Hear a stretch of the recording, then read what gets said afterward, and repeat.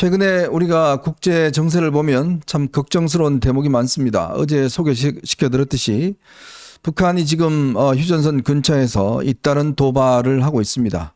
멀쩡한 도로를 다 폭발시키고 여러 가지 폭파 쇼를 지금 벌이고 있고요.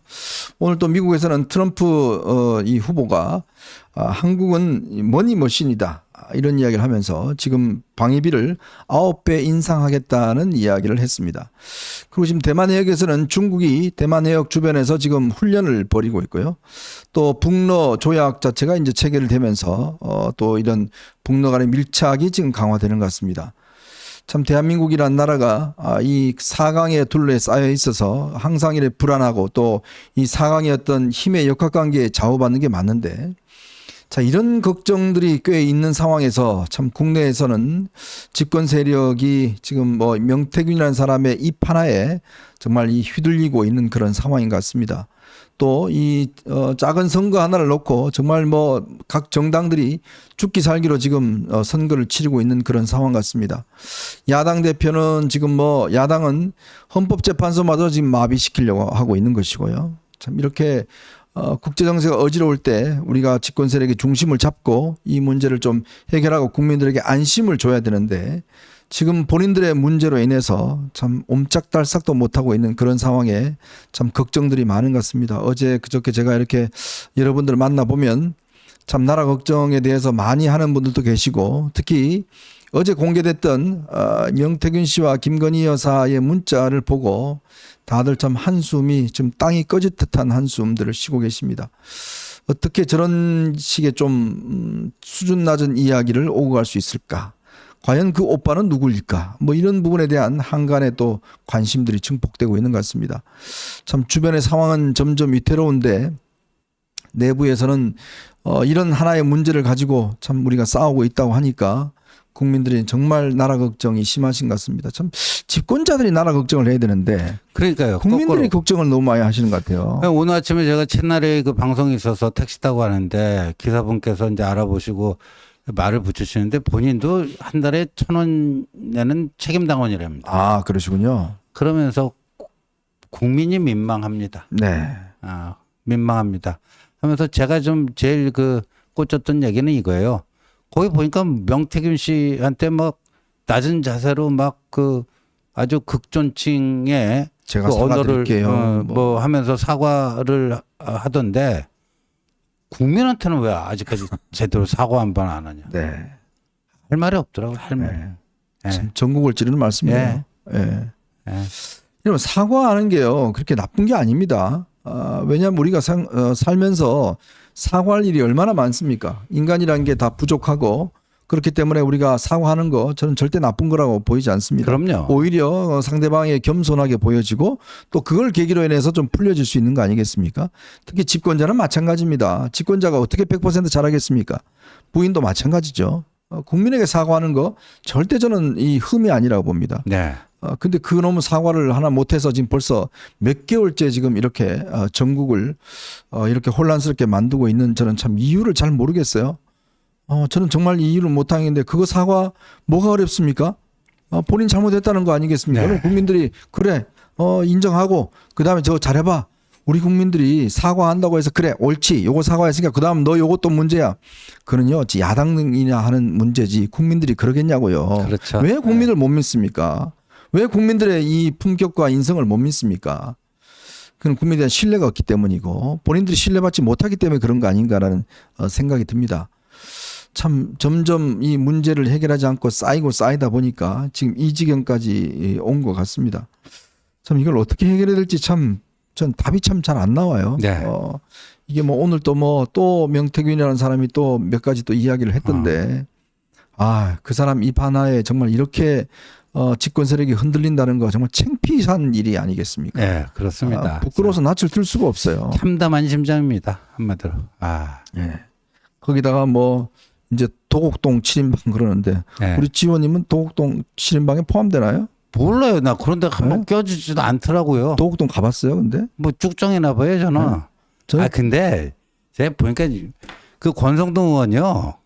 그 도곡동 7인방 7인회라고 한 게 무슨 근거가 있느냐. 네. 기자들이 물어봤나 봐요. 네네. 그랬더니 아니 뭐 한남동 7인에 하길래 자기가 패러디 한번 해본 거다 그러더래요. 패러디 한번 해본 거다 그러더래요. 참 장난합니까 지금? 그래서 그 허무 개그예요, 허무 네. 개그. 예. 그래서 오늘도 뭐 그 물어보길래 아니 허무 개그로 한 걸 왜 우리가 다큐로 받을 필요가 뭐가 있겠냐. 예. 제가 어디 그쪽 뭐 보니까 우리 지호님이 일본으로 들어가던데. 아 그래요? 찌라시 돌았어요? 예, 뭐 돌더라고요. 근데 전 뭐 도곡동 그런 구경이나 해봤습니까? 고급 동네는 제가 잘 못 갑니다. 예. 네. 저는 간지 한 1년이 되는 것 같은데. 예. 저는 주로 강북에서 놀아요. 예. 광화문 7인방 같으면 또 뭐 이해가 그러니까요. 됩니다. 예. 광화문 7인방은 이해가 되는데 도곡동 7인방은 제가 볼 때는 이해가 잘 안 되는 대목 같습니다. 예, 참 이런 식으로 정치를 글쎄 뭐 거의 농담하듯이 하는 거가 과연 옳은가라는 생각이 듭니다. 제가 아까 소개시켜드렸듯이 참 트럼프 대통령, 또 트럼프 후보가 지금 한국에 대해서 지금 우리가 한 1조 한 5천억 정도를 이번에 이제 방위비로 내는데 네. 이거를 이제 10배 인상을 해서 13조 원을 지불하게 할 것이다라고 이야기를 하고 있고요. 어쨌건 우리가 11월 달 이제 미국 대선이 치러지면 여러 가지 참 우여곡절이 좀 있을 것 같습니다. 누가 승리할지는 모르겠지만 그 상황에 따라서 참 변화가 많을 것 같은데 이걸 어떻게 우리가 준비를 해야 될지 좀 걱정스럽고요. 자, 그리고 지금 러시아에 지원 나갔던 북한군이 우크라이나 국경에서 집단 탈영했다는 소식이 들어와 있습니다. 지금 현재까지 한 18명이 북한군 병사가 탈영했다. 왜냐하면 지금 이 북한이요 러시아의 무기뿐만 아니라 이렇게 병사들도 지원해 주는 모양이에요. 네. 근데 이 병사들 같은 경우는 뭐 이래 주거나 저래 주거나 마찬가지다. 그렇죠. 라고 해서 지금 뭐 탈영하는 상황이 있나 봐요. 그래서 러시아군이 추적 중이다. 이제 우크라이나 뭐 언론을 통해서 여러 군데 보도가 된 것 같은데. 네. 그러니까 이제 북러 간의 거래가 이루어진 거 아니겠습니까? 네. 그러니까 무기 탄약, 그다음에 병력을 제공하고 김정은이 얻고자 하는 게 뭐겠어요? 핵미사일 무력을 그 완성도를 높이는데 러시아의 그 지원을 받고 싶은 거 아니겠습니까? 그렇죠. 딱 그건데 저런 식으로 이제 탈령이 되면 이제 거래에도 좀 지장이 있겠죠. 네. 네. 참 이렇게 상황 자체가 좀 급박하게 돌아가는 것 같습니다. 자, 그리고 정말 저는요. 이 정말 정신 나간 사람 하나 어제 소개해드리겠습니다. 누구죠? 바로 문헌일 네. 구로구청장입니다. 구로구청장인데 이분이 사업을 하셨던 분이 모양이에요. 예. 국민의힘 소속입니다. 네. 지난번 이제 구로구청장이 됐는데 이분이 이제 아마 백지 신탁을 하라고 그랬던 모양이에요. 네. 170억 정도 되는 이제 막 회사 규모의 네. 백지 신탁을 하라고 해서 본인이 소송을 낸 모양입니다. 못 한다고. 예. 여러분 아마 백지 신탁이라는 것은 이 공직자가 되면 자기가 소유하고 있는 이해관계가 있는 주식을 이제 팔아야 됩니다. 예. 맞습니다. 팔아야 되는 거고 정리를 해야 돼요. 예. 이게 아마 이제 우리나라에 이제 정착이 되면서 꽤 이제 이 주로 사업을 하신 분들은 참 공직자 하기 어렵습니다. 그리고 본인이 어떤 이해관계가 있는 상임이나 이런 데 가지를 못해요. 예. 그랬더니 이분이 말이죠. 백지 신탁을 저 주식을 하라고 대법원에서 확정 판결이 나니까 나 그러면 구로구청장 사퇴할게요라고 이야기를 하는 거예요. 그러니까요. 네? 이게 보니까 2023년 3월, 그러니까 작년 3월에 주식 백지 신탁 심사위원회라고 정부 기구가 있습니다. 네. 여기서 문헌일이죠. 문헌일 구청장이 보유하고 있는 이 회사 이름이요. 문 엔지니어링이에요. 네. 문 엔지니어링. 그래서 요게 문 엔지니어링이라는 회사가 이 문헌일 씨가 1990년에 G밸리라고 구로에 설립해서 운영해 온 정보통신기술 ICT 엔지니어링 업체라고 합니다. 네. 그런데 이 자기 사업장 여기에 48,000주를 갖고 있어요. 네. 그리고 평가액이 한 170억 원 된다는 거죠. 근데 사업장이 그 관내에 있잖아요. 네. 근데 본인이 또 구로구청장이야. 그렇죠. 그러니까 정부 그 백지신탁위원회에서 백지신탁을 하라고 결정을 했는데 거기에 불복해갖고 소송을 했어요.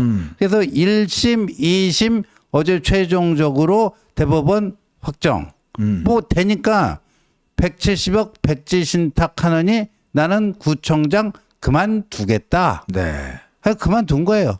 참 기가 막히네 이 진짜. 구로구청장이요. 2022년 3구 대선에서 이기고 나서 6.1 지방선거 때 그때 판세가 아주 좋았잖아요. 분위기가. 네, 네. 그래서 구로는 저희 그 열세 지역입니다. 절대 열세 국회의원도 안 지역인데 되는 지역이죠. 예, 국회의원 갑을 뭐 된지 구경한 지 아주 오래됐고요. 절대 열세 지역인데 그때 저 사람이 이 국민의힘인데 됐어요. 네. 그 바람 불어서. 근데 저 사람이 저거 돈 지키겠다고 저렇게 이렇게 빠져버리면 그 구로의 그 가뜩이나 열악한 그 당사가 어떻게 되겠습니까? 네. 어떻게 저런 사람을 참 공천을 줬는지 참.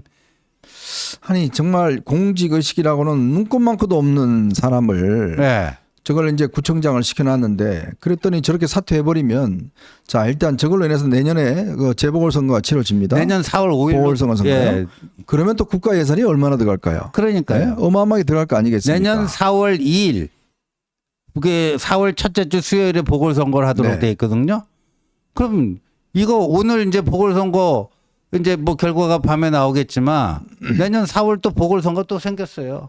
아니 그래서 이것 때문에 지금 한동훈 대표가 어제 이걸 보고를 받고 어마어마하게 화를 냈다는 거예요. 그렇죠. 어떻게 이런 작자를 공천을 줘서 하느냐. 더군다나 아니 자기 지금 주식 지키겠다고 지금 국민들을 손해 보게 만드는 사람이지 않습니까? 그렇죠. 예?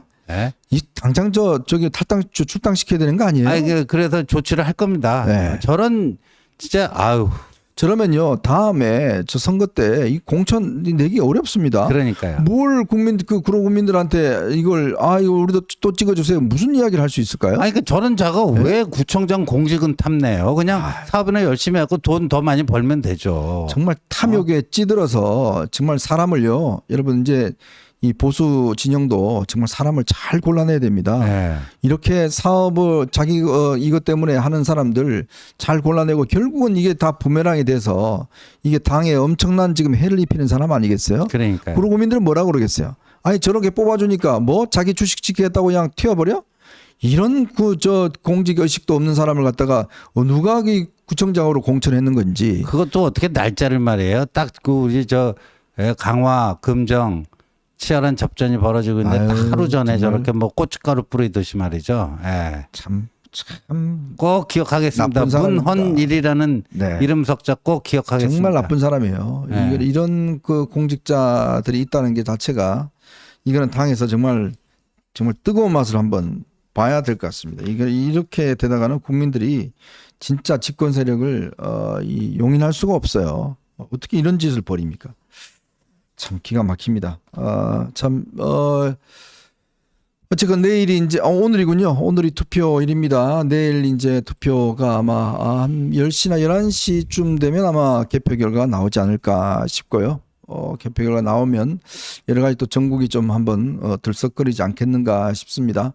그리고 아마 내일 검찰이 지금 김건희 여사 도이치모터 사건 관련해서 불기소 처분을 내린다고 합니다.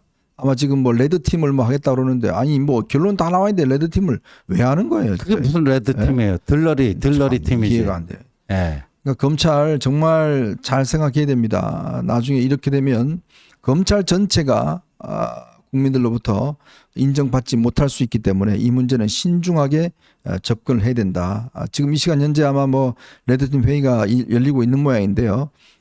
정말 이거는 제대로 좀 봐야 될 것 같습니다. 자, 오늘 여러분들과 함께 저희가 세 가지 이야기를 준비를 했습니다. 자, 명태균 씨 어제 카톡 문자 공개하면서 아주 뭐 나라가 들썩들썩했습니다. 어떻게 이런 말을 할 수가 있느냐? 도대체 그 오빠가 누구냐?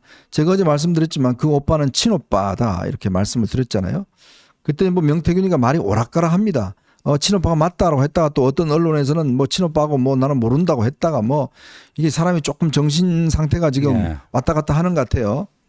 근데 오늘 뭐 또 새로운 이야기를 했습니다. 자기 한 2,000개 이런 거 깔 거 있다. 매일매일 까겠다. 뭐 이렇게 이야기를 하고 있습니다. 카톡 그 캡처 떠놓은 네. 게 한 2,000장은 된다. 네. 아. 그러니까 이게 지금 보니까 거의 뭐 니 죽고 나 죽자 이런 거 심정인 것 같아요. 그리고 본인은 이제 뭐 더 이상 잃을 게 없다. 네. 라는 판단을 내리는 것 같습니다. 요 이야기 한번 여러분들과 이야기 나눠보고요. 그리고 문다혜가요.